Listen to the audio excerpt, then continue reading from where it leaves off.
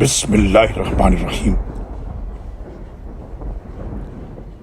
لہذا ہم نے آدم سے کہا کہ یہ تمہارا اور تمہاری بیوی کا دشمن ہے، وہ کہیں تمہیں جنت سے نکلوا نہ دے، پھر تم مصیبت میں پڑ جاؤ گے۔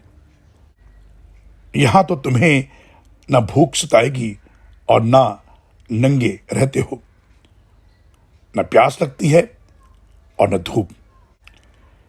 پھر شیطان نے آدم کے دل میں وسوسہ ڈالا اور کہا، آدم، میں تمہیں وہ ابدی زندگی اور لازوال سلطنت کا درخت نہ بتاؤں؟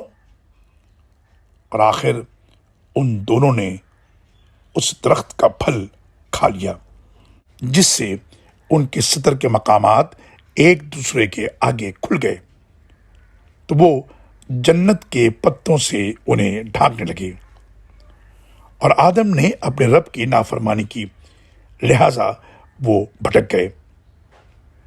پھر ان کے رب نے انہیں برگزیدہ کیا اور ان کی توبہ قبول کی اور ہدایت بخشی۔ پھر فرمایا، تم دونوں اکٹھے یہاں سے نکل جاؤ، کیونکہ تم ایک دوسرے کے دشمن ہو۔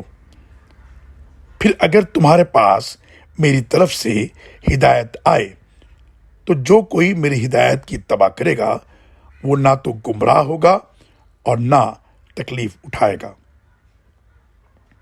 اور جو میری یاد سے منہ موڑے گا تو اس کی زندگی تنگ ہو جائے گی، اور قیامت کے دن ہم اسے اندھا کر کے اٹھائیں گے۔